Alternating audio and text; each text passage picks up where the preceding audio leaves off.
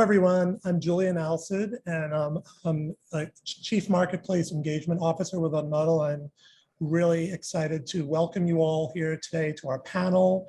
Before we officially get started, I want to acknowledge a couple of my colleagues who make Unmodel possible and who've had a strong hand in making this session possible. Parminder Jassal, who you can see on the screen there for a moment, and our founder and CEO, and Nadim Akhtar, our Chief Growth Officer.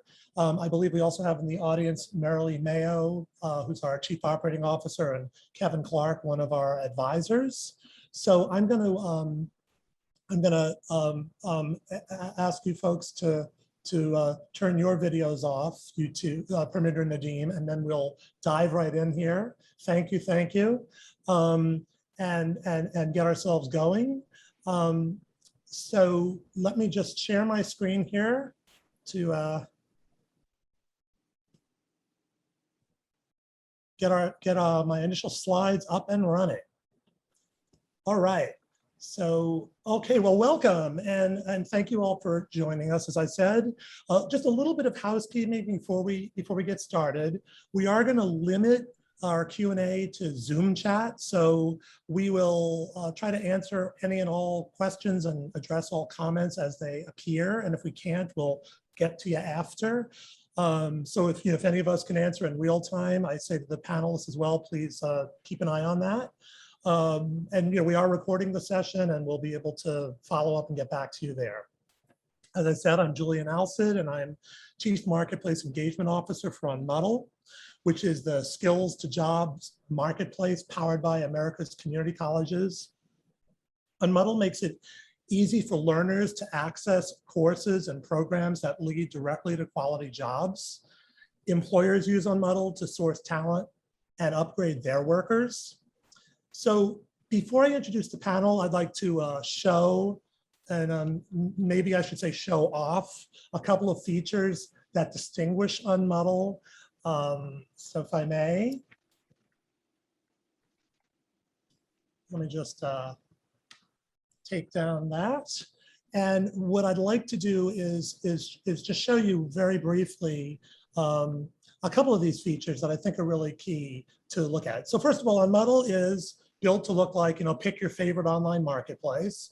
A distinguishing feature of Unmodel that I just want to point to is the fact that it's all about driven by demand. And so what you can see here are the names of employers that have hired out of Unmodel courses, from Abbott Laboratories to Disneyland to, I think I saw Netflix here earlier, and so on. So that is a really critical signaling because we believe that workforce development has to be driven by demand with real jobs and opportunities at the end of the tunnel.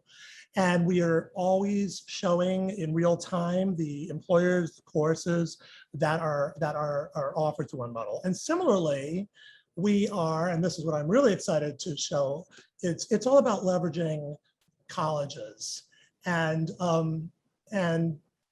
community college content through a robust network of community colleges. So I love that counter upper. Nice job, Asad and team.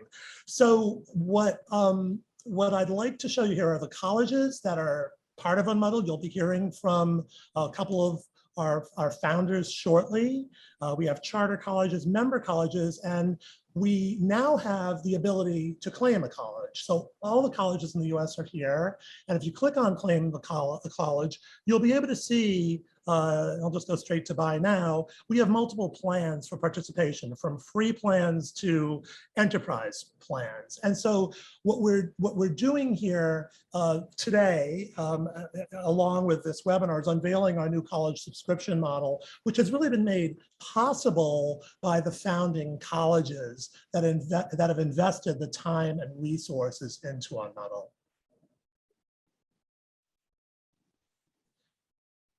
Now, as I wait for my PowerPoint to pull back up, come on, PowerPoint, you can do it. So, okay, but now, without further ado, let me get to it here. Let me introduce our panelists, and beginning with two who have indeed made Unmodel possible. And Lee Lambert is Chancellor of Pima Community College and in Tucson and chair of the Unmudl Steering Council. He's a visionary innovator. I don't know, or innovators, I guess, yes, you are both for sure, and much more, who has long held that community colleges are uniquely positioned to address systemic education and economic inequities. Lee, welcome. Dr. Toni Pendergrass is president of San Juan Community College in Farmington, New Mexico. And along with Lee, Toni is one of the founders of Unmodel. She's also a leader among the community college presidents, not just because of her work with Unmodel, and serves on numerous boards, including the American Association of Community Colleges. Toni, so glad to have you here today. Thank you. Good morning. Good morning. Good morning. Dr. Rufus Glasper is president and CEO of the League for Innovation in the Community College. And as the name suggests, Rufus and the League work to cultivate innovation in the community college space. Rufus is also Chancellor Emeritus of the Maricopa Community College System, where he served as Chancellor for many years. Were you there about 14, 15 years, Rufus? Something like that, weren't you? Yes, Martha. Pretty incredible. And Ryan Craig, also so glad to have you join us, Ryan. Ryan is a longtime thought leader and the author of College Disrupted and A New You, Faster, Cheaper Alternatives to College. Ryan's also managing director at Achieve Partners, where he is engineering the future of work and learning. So I want to thank you all for being here today. And I'd like to kick this off with Ryan. Sorry, as I'm trying to exit my PowerPoint. We had a little stall, a little lag. Whoops. Okay, there we go. There we go. Sorry about that. Everything's a little bit slower when I have all this running.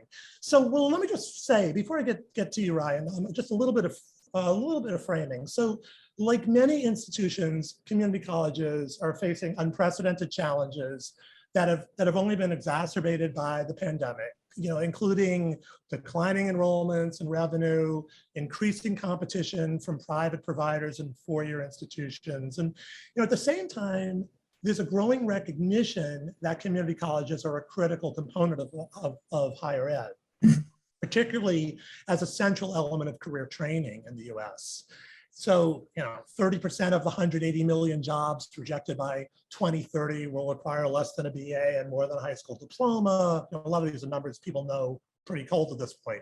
I think something like 85% of the jobs to be created in the Biden administration's proposed infrastructure legislation will require training and credentials that could be delivered by community colleges. And as we know, at the same time, employers are struggling to find talent. And according to I was just looking at the Manpower Group's latest employment outlook survey, something like 70% of employers say they have trouble finding skilled workers. So, okay, I guess I'll kick this off with Ryan, our provocateur in residence here. Ryan, I'd love to hear you say a few words about the chasm that you see between employers and colleges and kind of what needs to close this. Yeah, no, thank you. What an honor to be here and share the stage with such a distinguished group.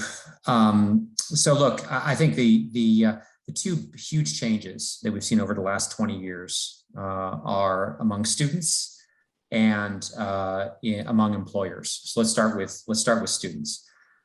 Students now, if you surveyed students matriculating into any post-secondary institution 20 years ago, and you'd ask them why they were enrolling in this program, only about half of them would have given you a reason of job or employment. And today, when you ask that question consistently, 90+% of students say, I want to get a good job, I want a career, I want to get a good first job. It's about an economic return on this investment. So that's a huge change. I call that the employment imperative in higher education, that students are motivated by an employment outcome more than they ever have been. On the employer side, the huge change over the last 20 years is digital transformation of the workforce.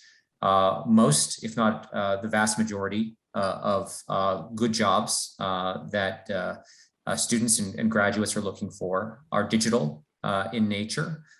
And more of those jobs are looking for what I call platform skills, where you're trained on a software or SaaS platform to perform a business function. You're conversant with how that industry or job function works, and you're able to help orchestrate a business function using a software platform. The good news is that increasingly those jobs don't require years and years of training to do. We coined the term last mile training to reflect what we think is missing in the market. It could be as little as 3 months of training for the right students with the right level of quantitative fluency and background and aptitude. That's actually a perfect role for community colleges to play. My first book was titled The Great Unbundling of Higher Education, and all about how digital transformation of the workforce is going to result in the unbundling of the bachelor's degree. And I think that's happening faster than anyone ever thought. I think the beneficiaries are going to be community colleges and these new sort of faster and cheaper pathways and programs that we're seeing emerge that are delivering last mile training. Yeah, no, that's great. And so Lee, I'm not seeing your live picture there, but I'm hoping you're with us. Oh, there you are. Great, excellent. Would love to hear. So when we were kind of prepping for this discussion, you were talking a lot about the innovation framework at Pima and your role and vision for Unmodel, which I think ties so directly to what Ryan's talking about. So I'd love to hear you riff on that a little bit for the audience here. And I think Ryan makes a very critical point around the unbundling of higher education. And I think of higher education kind of akin to what happened to the music industry. And so when you think about what happened to the music industry, it becomes clear that that same thing can happen to a lot of sectors. And I think especially ours. So how is Pima positioning itself and why Unmudl in that context, right? So Rowan Gibson wrote a book called The Four Lenses of Innovation. And if you haven't had a chance to read it, I certainly encourage everyone. So we use the four lenses to essentially assess, translate what's going on in the larger landscape to think about what we'll do at Pima. So the four lenses are challenging the orthodoxy, harnessing the trends, leveraging resources, and understanding needs. So Ryan hit two critical elements of that, right? You have the students and their needs have shifted. You have the employers, their needs have shifted. And so what are some of the trends that are going to allow us to leverage that? Well, technology. Technology is allowed for the creation of platforms now. And Apple Music is an example of that, right? Which then leads to this complete disaggregation, unbundling of so much of certain areas. So when I think of Unmodel, I think of it as an Apple Music platform. So in that platform, we're able to create a new payment system. That's the subscription model you'll hear a little bit about. We also can now take unbundled courses and drive it through this platform.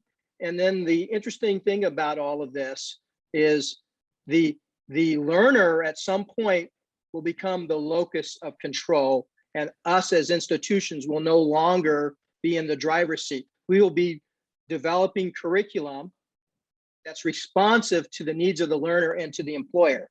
And then the learners will create their own playlist, because Unmodel allows for that to happen, for the learner to actually create its own playlist, like Apple Music allows us to create our own playlist. And again, it comes back to an innovation framework, applying the four lenses, looking at the trends of technology being one of that, looking at the trends of demography, looking at the skills needs, looking at the consumers, changing, evolving perspectives. And this is how you get to a place like Unmodel.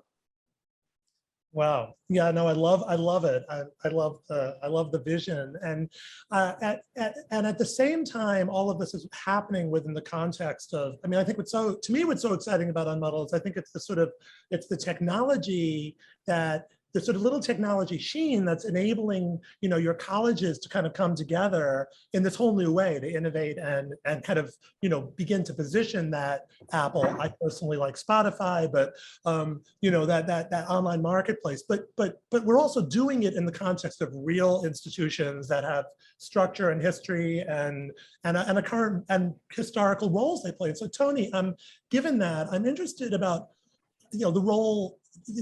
Here you talk a bit about the role you see Unmodel playing, and particularly with respect to both because we, employer demand for short-term credentials, which we've touched on, but also the connection to both jobs and to credit programming. I mean, credit is still the coin of the realm, as I like to say, and I'm interested to see how that all kind of fits within this forward-looking context.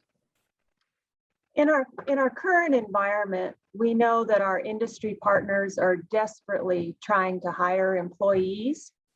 And in our community college space, we are trying to meet with our employers and do everything we can to help them, whether that's through apprenticeships or internships, boot camps where they're guaranteed an interview, offsite work study. That's something that we're involved in. But Unmudl provides another vehicle to meet employer demand. So it's a platform for a network of community colleges to work really closely together to strive to meet their demand for a skilled workforce. And, Chancellor Lambert just spoke about shifts. And if you look at the Strata Public Viewpoint Survey that's been shared, during the pandemic, learners are requesting rapid skill development. And this is consistent with 62% of Americans are demanding this rapid skill development, regardless of their education level. So we know that 60% of individuals with baccalaureate degrees want rapid skill development, 56% of those with some college or an associate's degree or certificate, and 71% of those with a high school diploma or less. Yeah. So you also asked me to talk about how Unmodel provides a bridge to college or credit programming. So for example, at San Juan, we offer occupational safety courses that lead to specific certifications. But if an individual is interested in a degree in occupational safety, we can apply those Unmodel coursework to apply for that degree. Right. Wow. Thank you. That's well said. So we're talking a lot about Unmodel as a model to kind of help community colleges move to the future. And Rufus, of course, that's kind of what your organization is about it as well. So I'd be interested to hear you speak a little bit. Well, first of all, any reactions to what you just heard? From the previous speakers. Let's start there. And then I want to hear you talk a bit about the League's work. My reactions are to embrace all of the comments. I think they're exactly on track for what we are seeing, and even pre-pandemic, as Ryan was talking about the notions of unbundling, we had no idea what would happen in terms of the emergence of new activities to further exemplify the need to unbundle, to make sure that we can meet, quite frankly, the needs of the unemployed during the pandemic and the needs of education moving at the speed of business. Currently, our community colleges are still structured on the agrarian schedule. And as we think about how we move faster, quicker, and better, and more innovatively, as Lee was commenting on, we need to change our mindset. There are a number of things that the League is involved in, and one of them is we are helping to source the Community College Growth Engine Fund, of which Pima is part of that. Mm-hmm. There are 6 community colleges across the country: Austin, CUNY, Ivy Tech, Pima, Prince George's, and Seattle colleges that are trying to implement exactly what has been described as this notion of rapid response pathways. working with employers, trying to develop regional stakeholders so that at the end of this particular initiative, there will be 18 employer validated credentials. And these credentials will be focused on micro pathways, micro credentials. And as Toni talked about, they have to be stackable in nature because our colleges are, well, some of the colleges I'm talking to are fearful of the direction that we're going. They think we're abandoning the whole guided pathway approach. And what Toni described is that it's possible to stack these credentials and convert them to credit so that you can complete a 2-year degree or move on to a 4-year degree. Part of what the league is trying to do is be this interface and also this voice also with the creditors to talk about the notion of what happens when you unbundle, what happens with a micro credential or a micro pathway that quite frankly can move faster when you aren't focused as highly around the notion of quality assurance based upon a master's degree or in the area or a master's degree in 18 hours. If you're going to have a relationship with business, then you need to look at prior learning assessments. You need to look at where the credentials came from and how those credentials can be identified and then, as I mentioned earlier, validated by employers so they are both portable and acceptable. So I think everything that we're talking about really supports what the league is trying to do. And I see Unmodel as that element of bringing more validity, quite frankly, to non-credit so that it can be demonstrated that it can move into credit as aligned with the college's intentions and what the students' desires are. The biggest fear now is that if we move with short-term credentials, then we're going to lose the notion that a 2-year degree or a 4-year degree is needed or validated. But I think we need to listen to the community, we need to listen to our regions, and we need to be flexible and listen to our students. They're the ones who are out there who need our support. I see, Lee, I see your head nodding there. Did you want to say something? I think what, just building off of what Rufus is talking about, I don't see the degree going away. What I see is a more full spectrum approach to teaching and learning and what the offerings are. So the micro pathways, think of them as the songs that comprise an album. And the album hasn't gone away. So now what the change is, the student, the learner may be in a position soon to create their own album. And so if we are flexible enough and thinking of our degrees in that way, the degree's not going away. It may be that it has to be recast in order for it to remain relevant, not only to the learner, but to the employer. So I see it being essential. Now, is everyone going to want that? No, just like not everybody's going to buy an album any longer. People are buying more and more of the songs and then mixing them all up in different ways that fit their listening needs, right? In our case, develop their own curriculum based on the courses we're putting out there to fit their own learner needs that allow them to advance their careers or their personal pursuits.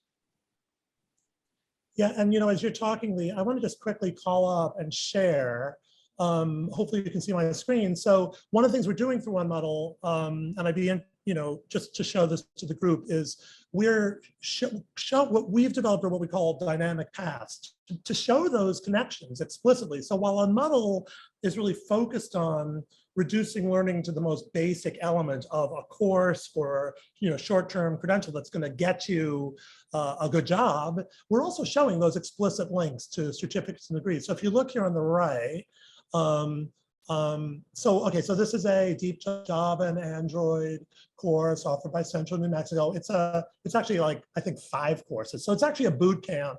And yes, the $9,000 price tag may seem a lot, but boot camps are typically, I think, about $15,000 to $25,000. So it's a bargain, as they'd say here in Rhode Island. But what we've done here is we're showing how this particular course, like, so with this course, I just clicked on this certificate.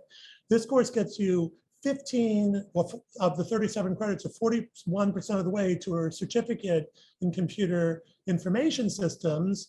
If a learner has other courses within the sequence, they can add them to the donut. And they can also view career prospects. Oh, whoops. Let me see if I can get in here easily. Yes, I have a fake student account. Okay, bear with me one moment, please. So what the student can then do is come in here and look for, so in Arizona, the student can see in real time the job opportunities associated with the given course. So what we're trying again to do is just draw those very clear lines between the smallest unit of learning, the jobs, the pathways, the credit, the non-credit. But that's all well and good. But kind of Rufus, you raised this when you talked about the concern among colleges or your members about, well, how is this going to impact pathways, which of course, for those who aren't familiar, is really this movement to make more coherent the for-credit side of colleges and have much clearer paths to further education and careers, where in the past, too many students would just sort of get caught in remediation and spin and burn up Pell and credits and not get out. So here's a question, and I guess maybe Ryan, why don't I come to you with this, because you've mentioned this when we've spoken before, and that is community colleges still are by and large, they're run by academics, and we have a history. And so how do we reconcile these worlds where here we are, see, I tend to think it's a both and, but I want to hear your perspective on how do we reconcile the world that says we need short-term workforce credentials, that's what people want, with the existing structure and governance of colleges? Look, I think it's very hard. There are lots of people who work at community colleges who'd probably rather be working at a prestigious elite four-year institution because that's where they receive their training. And there are others who, for whom that's not the case. And I think, it's all about trying to flip the switch on what represents prestige and success. And as I mentioned at the top, increasingly success is about career launch. It's about socioeconomic mobility. It's not about the brand of the university, whether they may appear on Saturday on national television playing football or basketball. It's about socioeconomic mobility, and so the work that is going on within community colleges on the non-credit side and so the workforce arena should be as, if not more prestigious than the work happening on the academic side with regard to the transfer mission. We certainly, for many community colleges, the outcomes that they're achieving in those non-credit programs are far superior to the outcomes they're achieving on the academic side, with sort of the bleed around transfer to four-year institutions, and then whether or not students actually complete, and then certainly whether or not they get good jobs out of those bachelor's degrees. And so, I think it's an attitudinal societal shift, recognizing that the heart, in my view, the heart of the community college and the future of the community college is going to be around the workforce and pathway to employment mission. I foresee a world where leading community colleges are able to take a in a few years, take a student, evaluate their competencies, and essentially prescribe an individualized pathway to a great first job. And hopefully that comes with credentials and transferability and the ability to stack towards a more traditional credential. But I know from experience that if you ask the thousands and thousands of students who were enrolled in these pathways, these last mile training and boot camp pathways, if you ask them, what credential are you seeking or what credential will you earn? They'll look at you like you're crazy and they'll say it's the job. The job is the credential. That's what we're about. And so, it's not an easy path, but it's a path we're on, and some are going to get there faster than others. Yeah, well, it sounds like, and I'm actually just looking at the chat, and I see that Steve Crawford. Hey, Steve, great to know that you're here.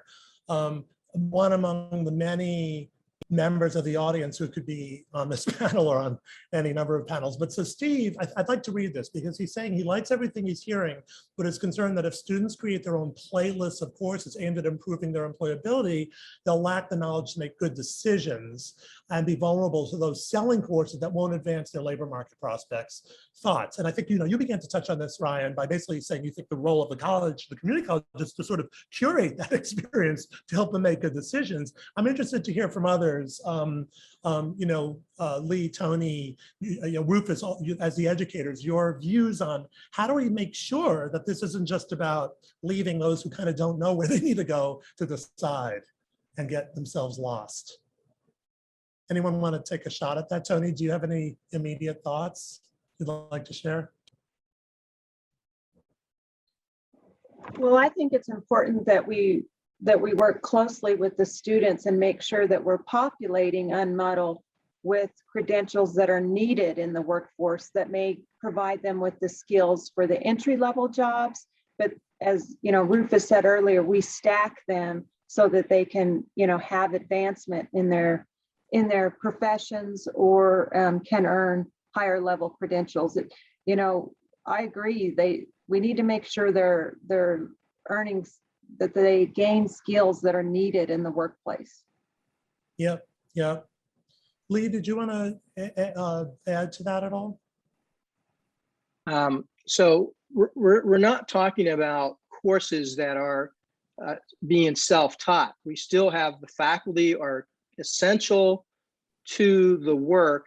And I remember going to law school, and I can't remember every subject I took and the details of that, but what I do remember are some of the faculty and some of the key messages that they passed on to us as individuals. I think that will still go on, even though a course may be focused on, I'll just pick on something, autonomous vehicles, but the faculty can impart certain knowledge that goes beyond the actual coursework. So I don't think that goes away. That happens now, and that will continue to happen in the future. So I'm not worried about that piece happening as long as we have good faculty, we have still good design. And another thing I'll note, and Rufus pointed this out, so we're working with the Community College Growth Engine Fund and building these micro pathways. But the way we're building them at Pima is based on a concept of universal design. Our whole focus is everything should be connected to it, right? And so you're not building a separate non-credit course. You're building a course, and parts of it is non-credit, but it's really, at some point, the non-credit credit distinction is it's already blurred and it's just going to go away.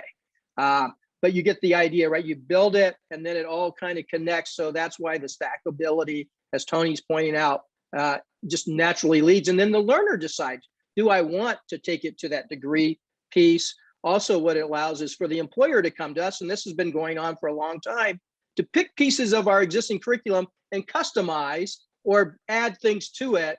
And so this is just going to add greater flexibility. It's full spectrum thinking. It's not disjunctive thinking. Julian, from the league's perspective, one of the things that we have done, we completed a study by Gates, and it's called Faculty Voices. And as we moved along the continuum for guided pathways, faculty were saying that they support guided pathways. They are now being held more accountable, but they were not asked their opinion as to how they can get engaged.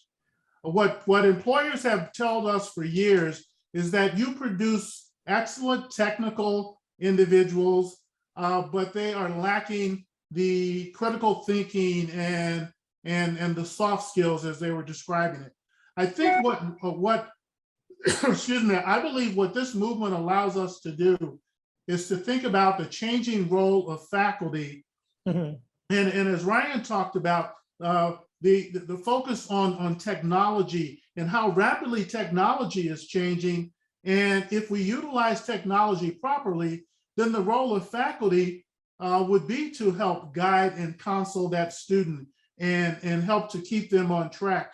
So it's getting both sides to think about what kind of skill sets do they need to add to their master's degree or master's degree plus 18, so that they can be that continuum that allows that student to fulfill what they need to fulfill to meet immediate needs, but also look at the long term and look at the pathway that can be provided through a community college. So I think the platform that the League provides is an opportunity to share these best practices and to share new models and to replicate and scale.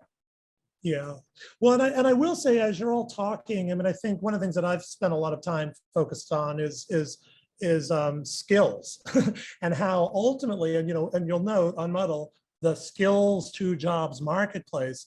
Ultimately, what we're really talking about is understanding those skills that are in demand in good jobs and careers, and figuring out how we can help our students get those skills through various means, whether it's someone coming through an academic program who gets a technical training, such as Ryan mentioned early on, that gets them that extra bump, or someone getting that first job with more of the technical skill, who then maybe needs the polish that they get either through some academic courses or on the job as an apprentice or in some other way. So, I mean, I think on some level, what have we but our skills to carry forward? And I know, Rufus, that Education Design Lab and the work they're doing with you on the Growth Fund are very much focused on kind of competency-based learning, which kind of needs to undergird a lot of what we're discussing. But I'm scanning comments coming in, and a lot of them are touching on the notion of counseling and career counseling, and can Unmodel help with that? And and I do wonder if we could just say a couple more words about, like, what can community colleges do to improve counseling support? What are you doing currently, and is there a way that Unmodel can play a bigger role in that realm? So Lee, do you have any thoughts about that? Can you tell us a little bit about what you're doing at Pima and how you also see it playing into our work? So let me just share a student story real quick that really illuminates this point. So we partner with another entity whose curriculum that was white labeled, and so we put our brand on there. Students taking it from us, it's non-credit, but when the student has problems, the student was saying, well, Pima's not doing enough for me.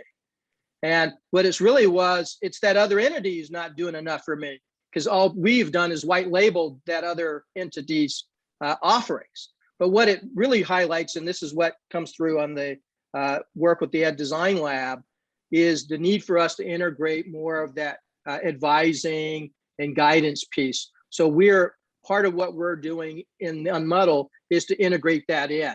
So when you think about it from a subscription point of view, a student can decide how much they want to subscribe to in Unmodel. So if they want to build in that advising counseling pieces, they can do that, right? And so I think that's an important thing. I think another thing to keep in mind, this issue of counseling and advising is much bigger than the community college. This is a national problem we have in this country. And when you go to places like Switzerland, they do a lot of this way earlier on in a child's development.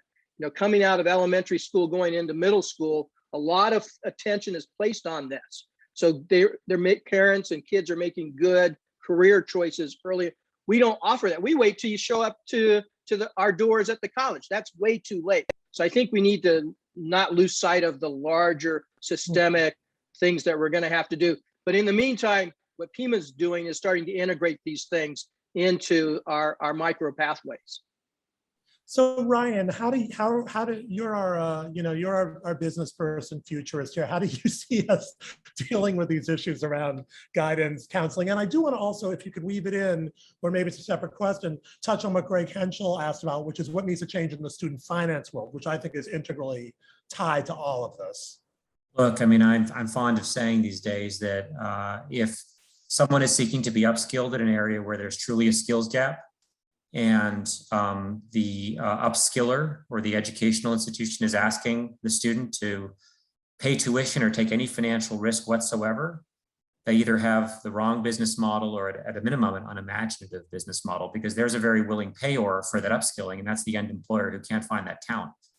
So, you know, we are a big fan of these sort of next generation apprenticeship models where ultimately it's the employer paying the bill at the end of the day, and you have kind of an intermediary standing between the current education ecosystem and the ultimate employer. And frankly, there's no reason community colleges can't do this. I was an advisor to Calbright in its early days.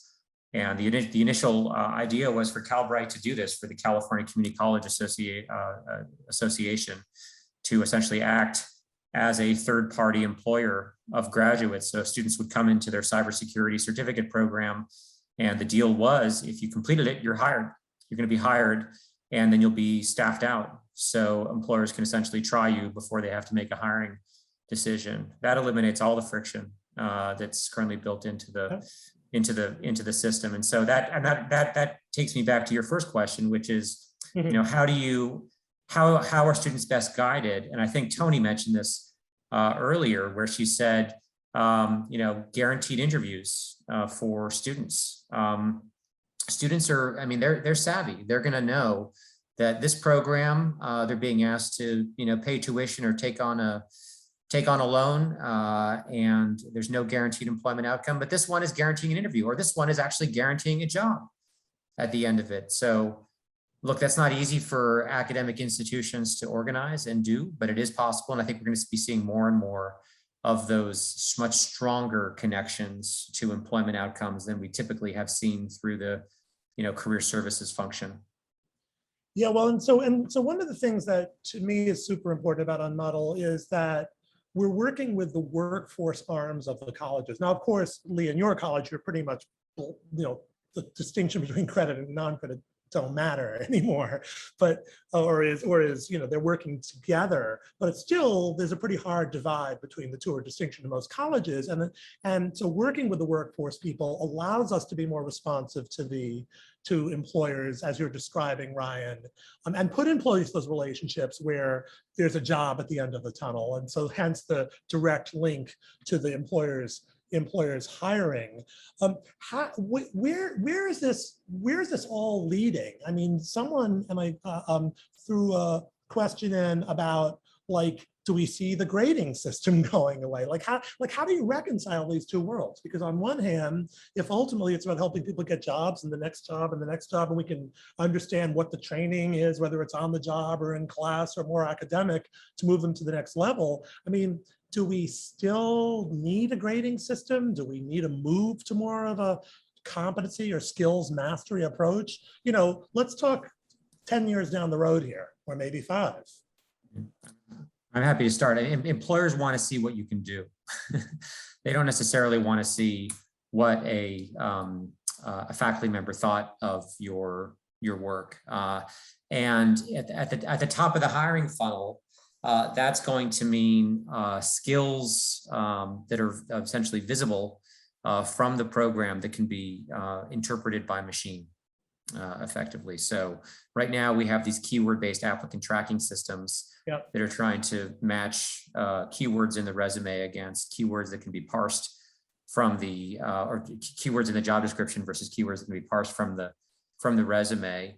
But we're going to see sort of next generation HRIS systems and applicant tracking systems that are actually able to sort of suss out what skills and competencies those students are actually evincing, whether it be in actual work product that's being posted, or in micro-credentials that have been validated, or in actual real-time skills-based assessments that have been, you know, perhaps delivered in the course or by the institution, or perhaps by the, you know, career services or hiring intermediary.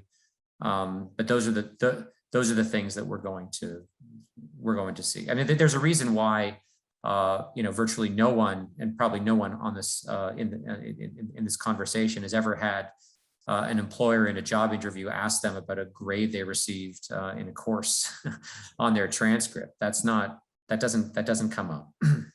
Yeah, I see you smilingly. So, but then how do we, so I think a lot of what we're touching on has implications for how, we've discussed this a little bit, but for kind of the information faculty have, faculty development, career counseling and development, financial services and development. How do we make this happen within the higher ed system? How do we begin to do this systemically? Well, I'll take a stab at that one. Please. I think the way we make it happen is just recognition.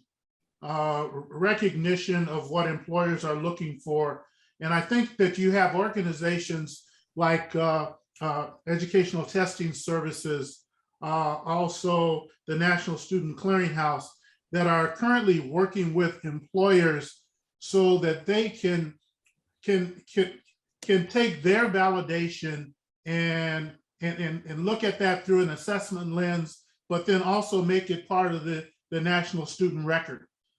So that when an employer looks at a record, they will get those grades, but they will also get the employer validation, and that the employer believes that they are credentialed by the manufacturing group NAM, or by NCCER and the National Center for Construction Education and Research, and the Cisco certifications. All of those are becoming more valid credentials that can become part of a student's record, so that they have more comfortable, they're more comfortable in terms of accepting that associated letter grade if that's what they're also, that's on the student credential. But as Ryan is saying, they will not accept just the student record with letter grades, as traditionally has been the only thing that's been on a student's record. Yep. So times are changing. Yeah. So, okay, which brings me to our first and final question, which perhaps we could do in popcorn style here. First of all, I should say thank you so much. It's been a great conversation. I hope the audience enjoys it as much as I know I have, and judging by the interaction, I'm hoping the rest of the panelists. My question is, back to the title here, will community college workforce development survive and thrive during the pandemic and beyond? Are we going to make it, and are we going to survive and thrive? Ryan, you want to kick us off? Yeah, no, look, I think if I had to bet, and that's sort of what I do for a living, I would bet on the workforce function within community colleges much more than I would bet on anything else in across the sector, for that matter. I mean, I really think that it's a huge opportunity. If you look again how the labor market has changed and how employers' demands have changed, it's a huge opportunity for community colleges, and really it's going to require sort of a cultural and mission change for many institutions in order to seize the opportunity. But it's right there in front of us. Cool. I'm going to continue around the boxes here. Rufus, what do you think? What's your answer? My answer is definitely yes. We are involved in another organization called SkillPoint. And SkillPoint focuses on marketing skill-based programs. And as we think about what has happened now, one of the things that they have demonstrated over the last year and a half is that when individuals are looking at jobs and they put in community colleges, then they aren't ranked very highly in terms of being captured. They will go to Indeed before they'll go to the community college. Wow. So we're now looking at a focus that will say that if we are willing to bridge this discussion, if we're willing to listen and engage more, then I think you will see that it'll survive, but it will also thrive. There are a number of players, and what you will also see is that so many of these points are connecting, so we're all moving in the same direction. Yeah, that's great. Great to hear. Okay, that's 2 for 2. Toni, please. Absolutely. So the strategic plan that we currently have here at the college, our first strategic direction that was established by our board, is to have an agile and responsive business model to help more students get in, through, and out of college. So we've just been really striving to build systems that make sure that we deliver results. And I think that's what community colleges are called to do each and every day, is that we try and be nimble and deliver results. as fast as possible. Great, thank you. And Lee, would you like to bring us home here?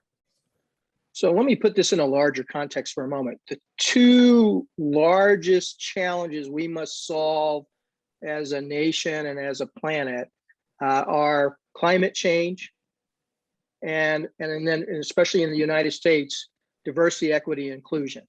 And so if we put all of what we've been talking about in that larger context, workforce and skills development are going to be essential to addressing those grand challenges.